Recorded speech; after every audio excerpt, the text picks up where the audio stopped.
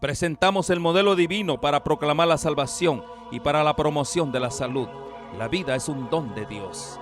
La salud es la posesión temporal más preciosa que tenemos. Es nuestro deber moral aprender a conservarla. Honramos a Dios cuando respetamos y cuidamos nuestro ser como su tesoro. Presentamos las vilumbres de la promoción de la salud con base al diseño original del plan de Dios para el hombre, para que goce de su plenitud. La salud y la salvación son dones de Dios y son inseparables, y del interés que pongamos en ello depende mucho nuestra eternidad. Dios está listo para hacer su obra en nosotros, para que podamos compartir las buenas nuevas con poder, y solamente lo podremos hacer cooperando con Dios, teniendo un conocimiento más pleno del mensaje de salud, integrándolo a las buenas nuevas de salvación. Nuestro llamado es despertar en usted el deseo de disfrutar de la mejor salud física y espiritual hoy y ahora, poniendo la confianza en el Eterno, con una programación centralizada en el amor del Señor para sus criaturas. Hola, ¿qué tal todos? Bienvenidos sean amigos, hermanos en Cristo Jesús. Qué bueno saludarles. Es un privilegio estar nuevamente aquí con ustedes en su canal Olam 7. Nos alegramos mucho de que puedan acompañarnos, de que puedan estar con nosotros. Vaya buscando donde anotar su Biblia para que tenga todo listo para que estemos ya preparados para poder estudiar la Biblia, la palabra de Dios. A eso venimos acá. Este lugar es para estudiar la Biblia, para estudiar temas edificantes, para estudiar la voluntad de Dios y poder asimilarla y de esa forma poder cumplirla. Ese es nuestro objetivo, transmitirles a ustedes la verdad para que sus vidas puedan ser bendecidas. Escuchamos primeramente una alabanza, un himno que nos pueda elevar al trono de la gracia. Mi espíritu, alma y cuerpo.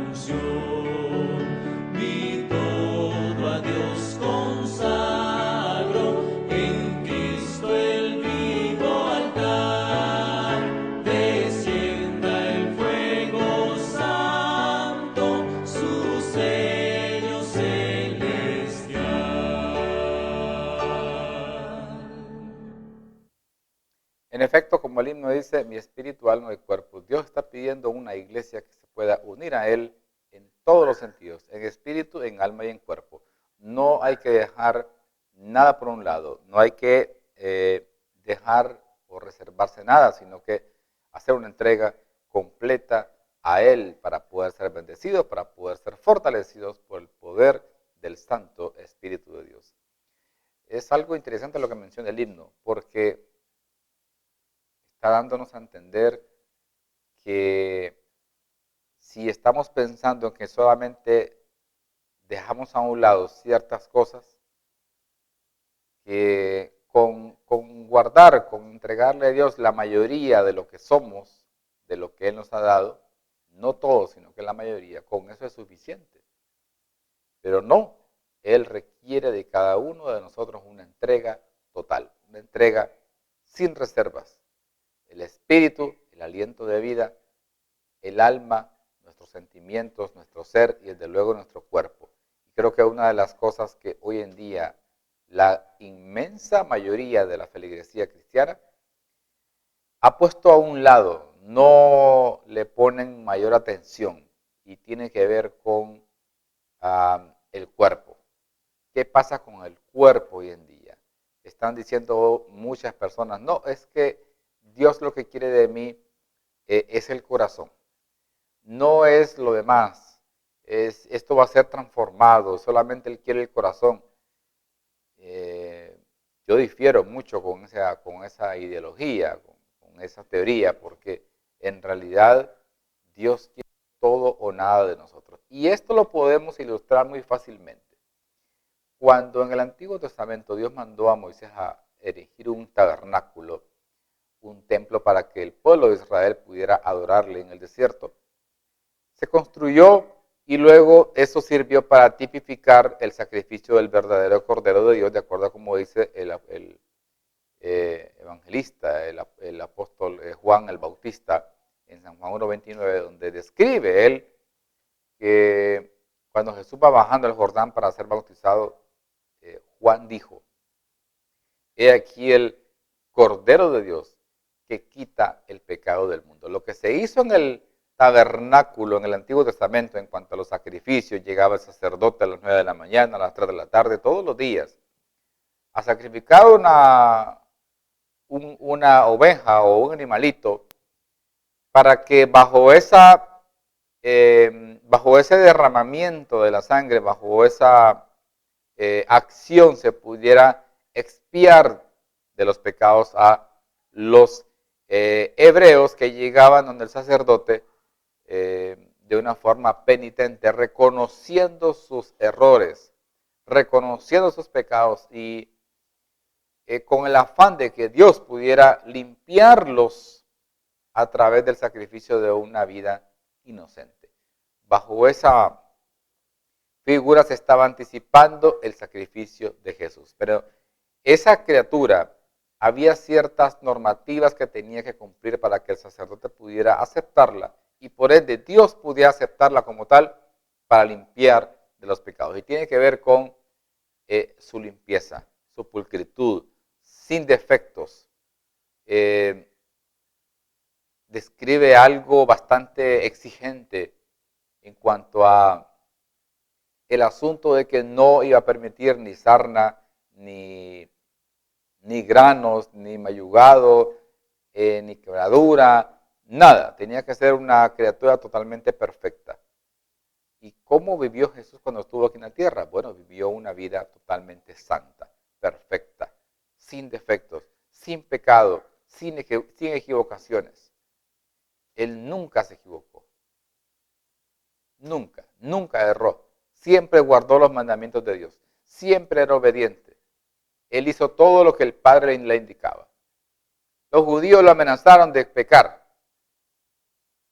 en la instancia de la primera tabla de la ley de Dios, pero él jamás, nunca se desvió ni por la derecha ni por la izquierda. Se mantuvo en el camino firme que Dios le había trazado, que le trazaba a través del Santo Espíritu de Dios día a día cuando le iba revelando todo lo que tenía que hacer. Así que si Cristo, siendo el Hijo de Dios, como dice Filipenses capítulo 2, en el versículo del 5 en adelante hasta el 11, que Él no escatimó el ser igual a Dios, sino que se despojó de su divinidad y vino aquí a habitar entre nosotros, para ser uno del mundo, un hombre igual que nosotros. ¿Por qué nosotros entonces sí podemos reservarnos algunas cosas y decimos, no, es que esto yo voy a seguir con esto y cuando Cristo venga que me lo quite, cuando me restaure el cuerpo? No. Tenemos que derrotar esas cosas, tenemos que sacarlas de nuestro hábito, de nuestra vida. antes de que Él venga. Ya cuando Él venga, dice la Biblia, que sin santidad nadie verá al Señor. Cuando Él aparezca tendremos que ya haber desarrollado esa santidad. No hasta después de que Él venga y nos transforme nuestros cuerpos, que están sujetos a arrugarse, a envejecer, a desfallecer, a marchitarse, a enfermarse. Pero en aquel momento no, en aquel momento todo va a estar en orden, alineado con la justicia en el cielo. Y es ahí donde nosotros, como dije al principio, una inmensa mayoría del cristianismo están desconociendo y también en algunos casos no quieren reconocer, no quieren incluir este asunto del cuerpo, del cuidado del mismo, porque es templo y morada del Espíritu Santo. Sí es un tema trascendental, sí es un tema importante, incluye para la salvación lo que tiene que ver con el cuerpo. El cuidado en todos los sentidos, no solamente el asunto de la comida. Así que tenemos que estar listos y tomando las precauciones del caso, tomando las medidas necesarias para cuidar de este templo, para cuidar de este regalo que Dios nos ha dado. Queridos hermanos, este es un regalo de Dios. Y yo estoy convencido de que usted, cuando recibe un regalo de alguien, ese regalo usted lo cuida. Y busca la manera que no se vaya a estropear, que le dure mucho tiempo. Porque es un regalo. Y aún más si eso viene de las manos de alguien que es especial, de una u otra manera. Así que no es cualquier persona que nos ha dado este cuerpo, no es producto de la nada, no es producto de la casualidad, es un producto de la voluntad de Dios, el Todopoderoso, el Creador de los cielos y de la tierra. He allí la importancia de cuidar que es el templo, la morada del Santo Espíritu de Dios. Tenemos que cuidar los buenos hábitos, crear buenos hábitos, darle un buen mantenimiento preventivo, cuidar de que esté siendo alimentado por lo bueno que Dios nos ha dado a través de la naturaleza. Es lo que podemos comentar hasta esta hora referente a este asunto de la entrega total sin reservas del espíritu, del alma y del cuerpo. Veremos a esta hora una información muy valiosa, muy importante para que usted la pueda conocer bien, siempre tener en cuenta, siempre que usted vaya a poder sintonizarnos, sepa que hay no solamente una forma de poder vernos, sino que hay más de una y necesita conocerlo todo esto, para que usted sepa y lo pueda también, nos pueda ayudar, nos pueda contribuir a replicar toda esta información que es muy valiosa porque es para bendición de cada uno de nosotros. En primera instancia vamos a mostrarles el sitio oficial de este canal Olam 7, que es olam7.tv. Usted coloca ese enlace en su ordenador y al darle Enter le va a aparecer una portada similar a la que estamos viendo en pantalla. Olam 7, repito el enlace, Olam 7, tal cual y como usted lo está viendo en la pantalla, olam7.tv. Luego le va a aparecer allí una portada de un atardecer en una ciudad. Ahí ya puede estarlo viendo y lo único que tienen que hacer, sin darle clic en otro lado, sin irse para la derecha, sin irse para la izquierda, solamente baja el cursor y al pie de la página usted podrá encontrar, después de una pequeña reseña de lo que es el canal, encontrará ya allí en vivo la señal que se transmite desde aquí, desde la ciudad de San Pedro Sula, en el norte de Honduras. Con mucho gusto estamos transmitiendo y luego aparecerá allí las 24 horas del día la señal de su canal Olam 7. Es muy fácil, repito al principio, olam7.tv y luego le aparecerá el portal para que vaya al pie de la página y ya muy rápido encontrará la señal del canal. Pero también está nuestro canal de YouTube, OLAM 7 HD Honduras, que este canal lo que hace es que está permanentemente subiendo material para que usted pueda estar enlazado con nosotros. Suscríbase al canal y allí siempre estará recibiendo más reflexiones, más estudios, tanto evangelísticos como doctrinales, para que podamos aprender más de lo que dice la palabra de Dios, que es nuestro objetivo. Repito, OLAM 7 HD Honduras. Y también nuestra página de Facebook, OLAM 7 Honduras, donde usted podrá encontrar allí información también valiosa y la manera como usted puede enlazarse con nosotros mandándonos un mensaje para poder atenderle en cualquier cosa que usted necesite, alguna sugerencia, con mucho gusto será recibida. Quiero invitarles para que esta información usted la pueda replicar y que siempre nos mantengan en sus oraciones. Vamos a orar, vamos a hacer lo más importante. Recuerde que aquí vinimos a estudiar temas edificantes, temas que le agradan a Dios que se prediquen, pero antes es necesario que nos conectemos para el cielo, para que Dios nos ayude en el estudio de su palabra. Oremos. Padre Celestial, gracias. Gracias, Señor, te damos, porque nos has permitido un día más de vida. Gracias, Señor, por tu fidelidad.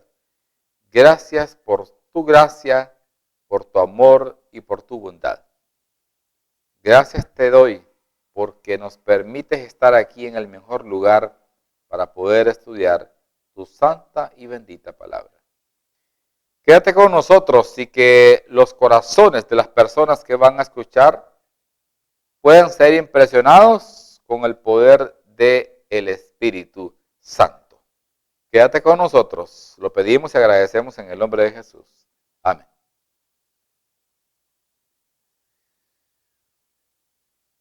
Hoy estudiaremos un tema que tiene que ver con la iglesia.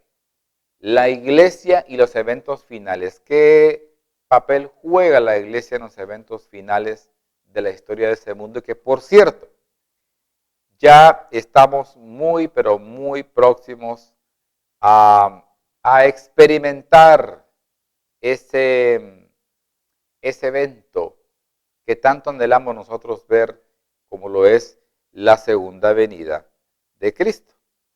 ¿Usted quiere que Cristo venga? Yo pienso que sí. Si me preguntan a mí, yo le digo amén. Gloria a Dios, yo quiero que Él venga.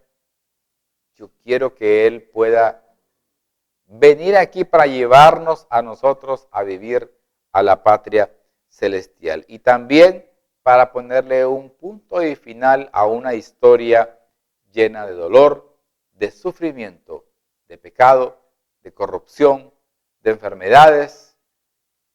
Todo esto que nos hace a nosotros estar anhelando más llegar a la nueva Jerusalén.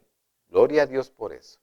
Así que, ¿qué papel juega la iglesia en esto que estamos mencionando?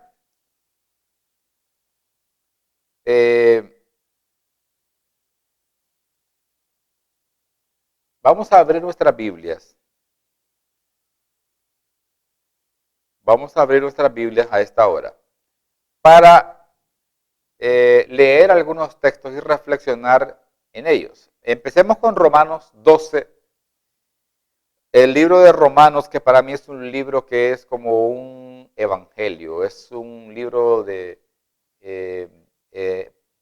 teología por excelencia. El apóstol Pablo ahí estaba enviándole esta carta a los romanos, pero allá había mucha gente letrada, así que él utilizó muchos términos especiales para poder expresarse a los hermanos cristianos de la iglesia en Roma. Romanos capítulo 12, versículo 5. Dice Romanos 12, 5. Dice, aquí o así nosotros siendo muchos, somos, ¿qué cosa? Dice, somos un cuerpo en Cristo y todos miembros los unos de los otros. ¿Cuántos cuerpos hay? Uno. Dice que así nosotros, o sea, siendo muchos, hablando el apóstol Pablo, con el hecho de que los cristianos eran muchos y que estaban ellos esparcidos en diferentes lugares, dice que así nosotros, dice, hablando de los cristianos de aquel entonces, siendo muchos que estaban todos distribuidos en las diferentes provincias del Imperio Romano, aún siendo muchos, dice que nosotros somos un cuerpo en Cristo. Somos nosotros una sola familia. ¿Sí? Una sola familia somos. No somos dos, no somos tres, no somos cinco, somos un solo cuerpo. Pero también el apóstol Pablo añade lo siguiente, dice, y todos miembros los unos de los otros. Todos son miembros. O sea, todos cuentan, todos suman, todos con solo su presencia, y no digamos si la persona está activa en la iglesia, con mucha más razón que todos miembros los unos de los otros. Cuando está hablando ahí de miembros, y todos los miembros los unos de los otros, es que tenemos que estar en permanente comunicación, en permanente cercanía, de estar pendiente de los unos de los otros. Porque aquí dice que todos somos miembros de la iglesia los unos de los otros. Todos hemos sido llamados a conformar un solo cuerpo. Así nosotros, dice, siendo muchos, a pesar de que somos varios, en unas iglesias hay más, en otras iglesias hay menos, dice Pablo. Yo viajo por un lado, voy a Tesalónica, voy a Filipos, voy a Galacia, y son diferentes hermanos. La iglesia de Roma, que leímos aquí el versículo. Así que todos cuentan, dice Pablo. Todos suman. Por eso es que tenemos este asunto de que nosotros como iglesia adventista no somos dos cuerpos, no somos tres cuerpos, somos una sola iglesia. Una sola iglesia a nivel mundial. Y todos, al menos en teoría todos, debemos estar enfocados en predicar el evangelio. De una u otra forma. Hay muchas formas de hacerlo. ¿De qué forma lo está haciendo usted? ¿De qué forma se está involucrando usted? ¿De qué forma se identifica con esta obra que tenemos que hacer?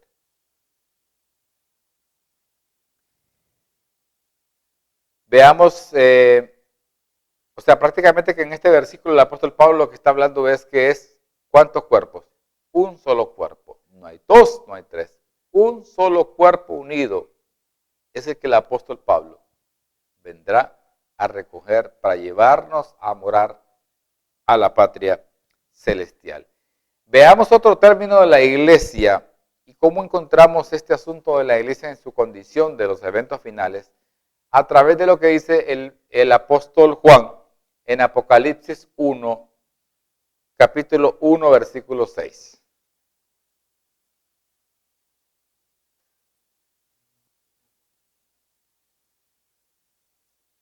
Dice, y nos hizo reyes y sacerdotes, ¿para quién? Para Dios. Su Padre, a Él sea la gloria, a Él sea gloria e imperio por los siglos de los siglos. Amén. Imagínense qué tremenda declaración. y nos hizo reyes y sacerdotes para Dios, su Padre. A Él sea la gloria e imperio por los siglos de los siglos. También nos ha dado a nosotros un reino. ¿Por qué nos hizo un reino? Porque dice aquí el apóstol que Dios nos hizo reyes y sacerdotes para Dios. No es para los hombres, no es para la edificación del templo, no es para el que dirige. No es al que está administrando. Dice que nos hizo reyes y sacerdotes a nosotros. Simples seres mortales. ¿Usted puede imaginarse eso? Simples seres mortales y el poder ser parte de ese grupo que Dios hará reyes y hará sacerdotes. Veamos ahora lo que dice en cuanto a ¿cuántos templos hay? ¿Cuántos templos hay hoy en día? Son muchísimos. Es una cosa impresionante la cantidad de iglesias en todo el mundo. Pero vamos a ver ahora qué dice el apóstol Pablo en cuanto al asunto del templo. ¿Qué es lo que él tiene reservado para nosotros para poder ayudarnos en este estudio sobre la iglesia? Leamos lo que dice 1 Corintios 3, 16 y 17.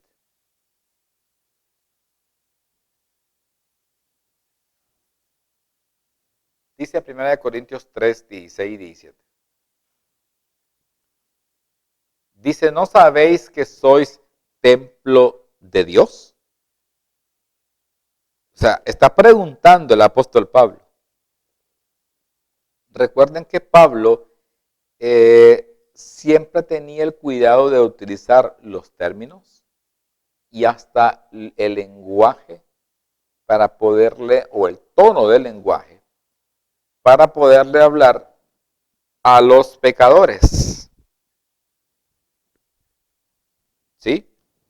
Dice, ¿no sabéis que sois templo de Dios y que el Espíritu de Dios mora en vosotros? Es una pregunta que está haciendo el apóstol Pablo acá.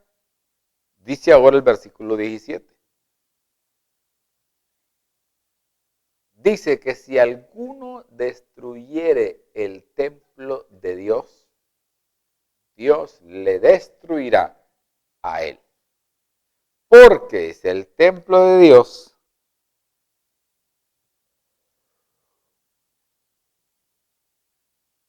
el cual sois, ¿quién? A vosotros. No es nadie más que nosotros mismos. Luego dice, santo es. Dios le revela a Juan que si él observa que alguien está destruyendo el templo de Dios, que es el cuerpo, Dios le destruirá a él. Por tiempo de Dios, el cual sois vosotros. ¿Qué lugar es ese? ¿En qué se ha transformado ese lugar? En un lugar santo. ¿Y por qué se lo denomina así? Porque hay ciertas desubicaciones de la gente en cuanto a estos temas.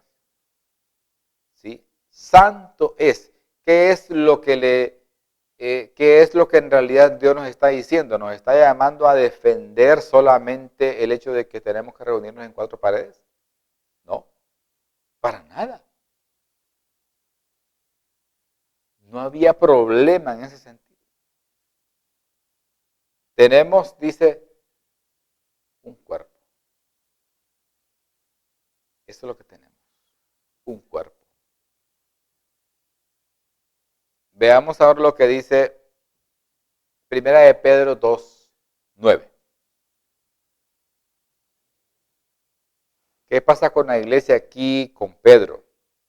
¿Qué dice el apóstol Pedro? Dice el apóstol Pedro, no os o dice más bien, más vosotros sois linaje escogido, real sacerdocio, nación santa, pueblo adquirido por Dios, para que anunciéis las virtudes de aquel que os llamó de las tinieblas a su luz admirable. Qué hermoso este versículo. Por cierto, en la mayoría de las cosas que nosotros vemos escritas, las que vemos escritas en la Biblia y que las leemos una vez, las leemos de nuevo, quiero decirles que la mayor parte de las cosas que Juan escribió fueron escritas en un lenguaje simbólico, ¿verdad? Totalmente simbólico.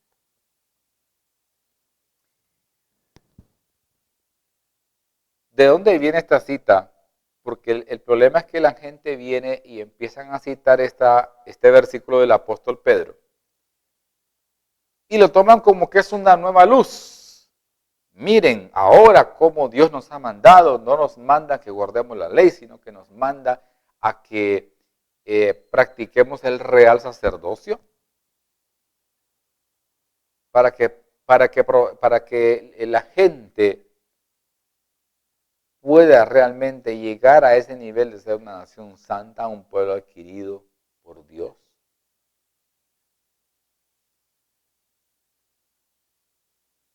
Es tremendo, hermanos. Es tremendo. Veamos esta cita en el Antiguo Testamento y a ver si es cierto que Dios solamente a la iglesia del Nuevo Testamento estaba llamando a ser un real sacerdocio, una nación santa, un pueblo adquirido por Dios. ¿Dónde está esta cita en el Antiguo Testamento? Vayamos a Éxodo capítulo 19, versículo 5 en adelante. Éxodo 19, 5.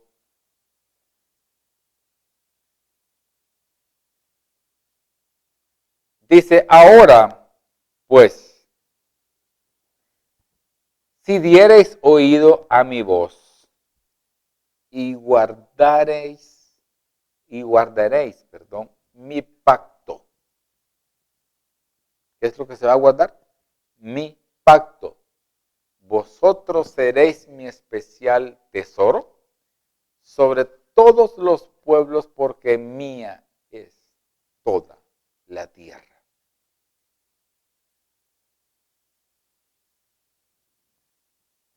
Tremendo. Y Pedro, el apóstol Pedro, está tomando esta cita del Pentateuco, del profeta Moisés, para poder orientar de mejor manera a la gente en cuanto a las responsabilidades, porque yo les digo una cosa, hermanos y amigos. Hoy en día nosotros estamos en un mundo en el que está ávido de que se les dé beneficios, ávido de que se les digan palabras halagüeñas, ávidos de poder estudiar la Biblia. Pero ¿qué pasa? Muchas veces predomina lo que no debiera en la iglesia.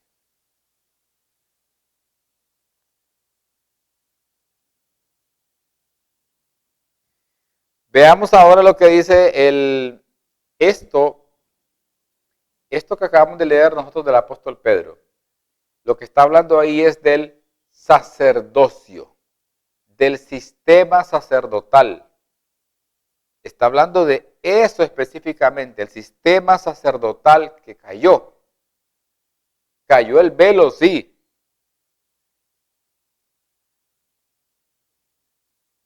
Cayó el tipo, sí, pero tenemos que tener presente siempre que Dios es un Dios de amor, de misericordia. Por eso es que hoy en día tenemos esa puerta de la gracia aún abierta, pero no sabemos en qué momento será cuando comience o por medio de quién comience, no lo sé. Ahora veamos acá lo que tiene que ver con el edificio, las cuatro paredes. ¿Qué podemos nosotros hablar al respecto de esto que estoy mencionando y que tiene que ver con el edificio? ¿Sí? con el edificio. Tiene que ver con el edificio. Dice acá, leamos sobre este tema del edificio en Efesios capítulo 2, versículos 20 al 22.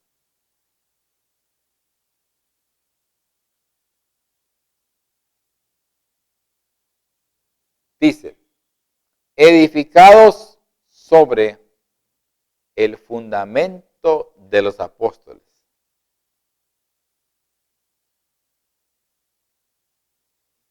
Dice, edificados sobre el fundamento de los apóstoles. ¿Sobre el fundamento de quién? ¿Sabe? Aquí está hablando de una construcción virtual, desde luego, pero está semejando al proceso de edificación, de construcción, con lo que Dios tenía que edificar en el Nuevo Testamento, que tiene que ver con la iglesia del Nuevo Testamento, valga la rima. Tenía que hacer eso porque si no iba a estar en problemas. Dice, edificado sobre el fundamento de los apóstoles y sus profetas, siendo la principal piedra del ángulo Jesucristo mismo. Esto es lo que dice el apóstol Pablo acá, edificado sobre el fundamento de los apóstoles. ¿Verdad? Eso es lo que dice. Leamos ahora el versículo 21. Dice, en quien todo el edificio, de nuevo la palabra edificio, bien coordinado, ya va creciendo, dice, va creciendo para ser un templo santo en el Señor. Esta cita de Efesios está hablando,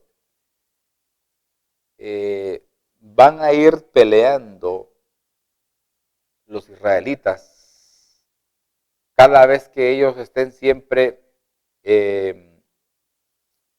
construyendo algo, haciendo algo para Dios. Siempre hay cosas con las que ellos van a luchar. Dice aquí, en quien todo el edificio, versículo 21, bien coordinado, va creciendo para ser un templo santo en el Señor. O sea, va a ir en aumento, comenzando por algo. Y aquí no está hablando en sí, en palabras sí está hablando de edificación, de edificio, pero ya van a ver ustedes que no está hablando de un edificio de 4 paredes. Dice ahora el versículo 22, en quien vosotros, ¿qué cosa? En quien vosotros también sois, ¿qué? Juntamente edificados para morada de Dios. ¿Quiénes somos nosotros? Entonces, dice que también sois juntamente edificados para morada de Dios en el Espíritu.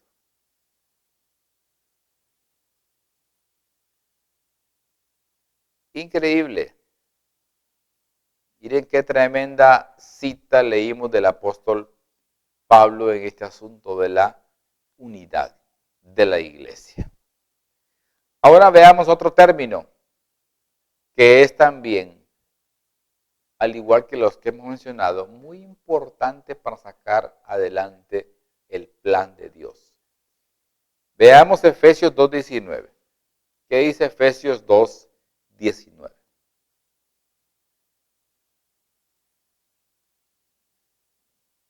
Dice, así que ya no sois extranjeros ni advenedizos, sino conciudadanos de los santos y miembros de la familia de Dios. ¿Qué pasó con los israelitas?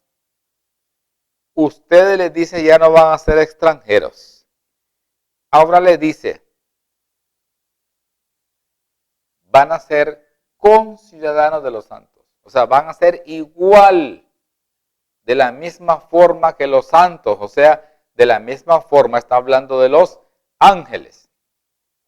Y miembros de qué cosa? De la familia de Dios. Es como cuando Cristo se presenta ante el Padre y le ofrece su sacrificio. El Padre acepta el sacrificio y luego todos los seres humanos que deseen incorporarse al cuerpo de la familia de Dios, de la iglesia de Dios, ¿verdad? Muy bien. Sigamos con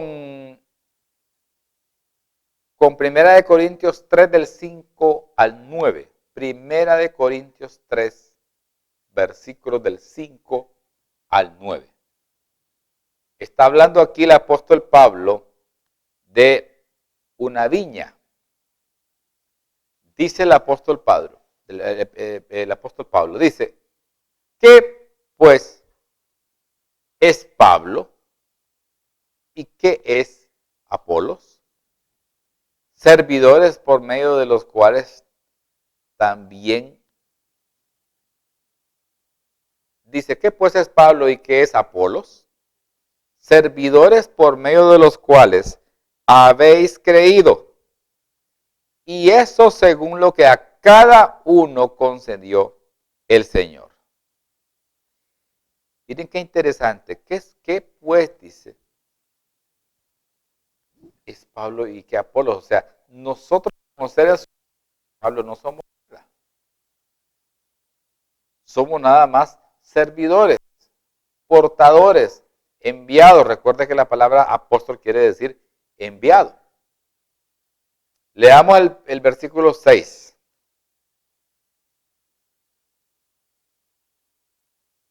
Dice, yo planté, Apolos regó, pero el crecimiento lo ha dado, ¿quién?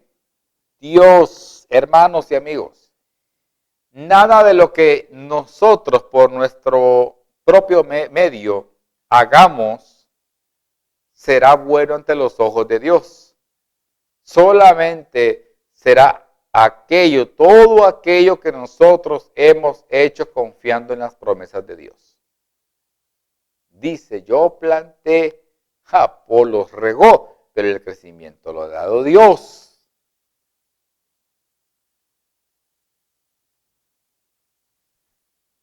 Versículo 7. Así que ni el que planta es algo, ni el que riega, sino ¿quién? Dios, que da el crecimiento. Es aquí donde se cumple, donde se menciona muchas veces que todos, en su momento, todos tenemos que darnos el crédito de ciertas cosas que nosotros podemos hacer en beneficio de la obra del Evangelio. Ciertas cosas. Dice, así que ni el que planta es algo, ni el que riega. Cada quien está en su rubro, cada quien está en su campo.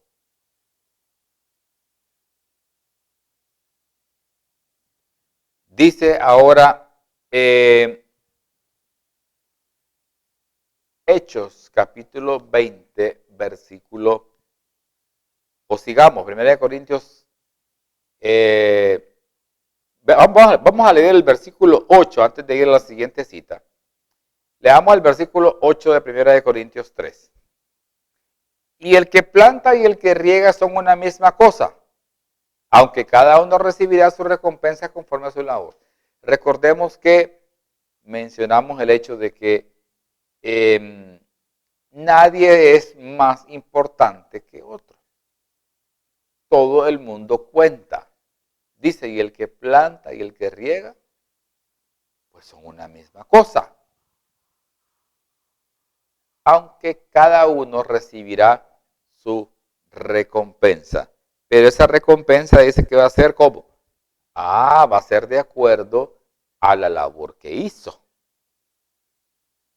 Y al principio está confirmando lo que mencionamos en primera instancia con Romanos 12:5 y tiene que ver con el cuerpo, porque dice, y el que planta y el que riega son una misma cosa, aunque cada uno recibirá su recompensa conforme a su riqueza.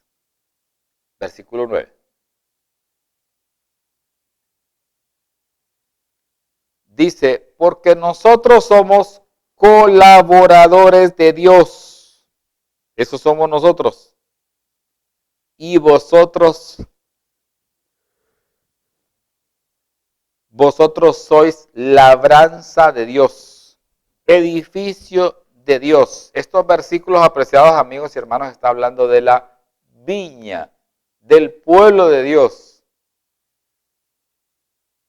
No trabaja Dios con pequeñas partículas en diferentes partes del cuerpo. Dice ahora Hechos 20, para que vayamos a esa cita, Hechos 20, 28.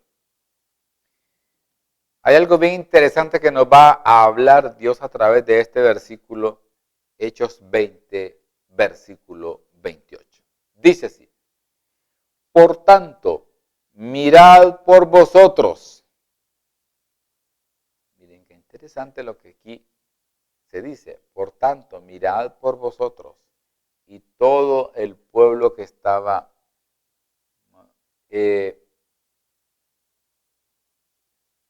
dice, por tanto, mirad por vosotros y por todo el rebaño en el que el Espíritu Santo os ha puesto por obispos, para apacentar la iglesia del Señor.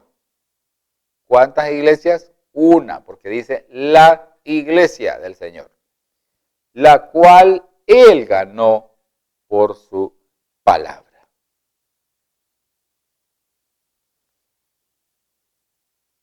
Mirad por vosotros mismos, dice aquí el apóstol Pablo.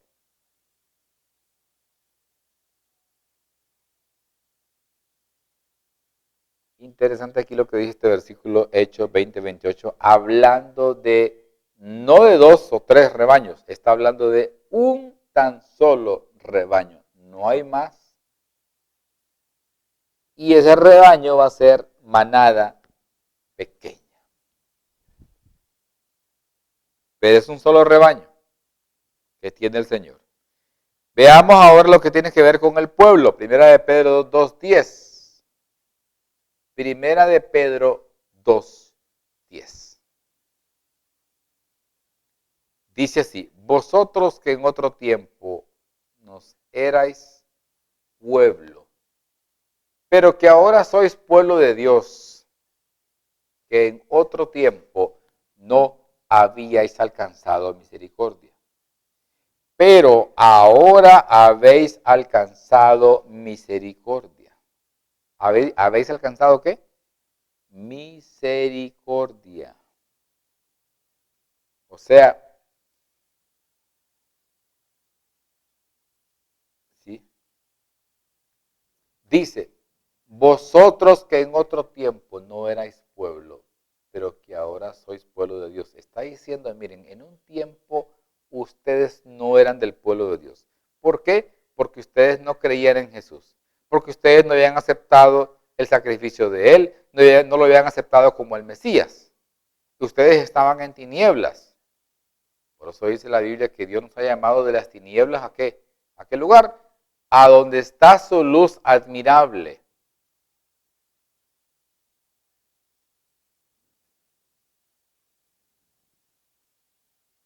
Un pueblo, un tan solo pueblo. No hay dos, ni hay tres. Dice, una comunidad santa. Primera de Corintios 1:2. Ya casi para terminar. Primera de Corintios 1:2. Dice, una comunidad santa. La iglesia de Dios que está en Corinto, los santificados en Cristo Jesús, llamados a ser santos con todos los que en cualquier lugar invocan el nombre de nuestro Señor Jesucristo, Señor de ellos y nuestro. Somos llamados a ser santos, un pueblo santo, una comunidad santa y una nueva humanidad, Primera de Corintios 15, 22. Porque así como en Adán todos mueren, también en Cristo todos serán vivificados. Alabado sea el nombre de Dios. Una nueva humanidad tendremos que podremos alcanzar por la misericordia de Dios cuando Cristo venga por segunda vez en gloria y majestad para llevar a su pueblo a la patria celestial. Escuchemos el himno de pie, cristianos.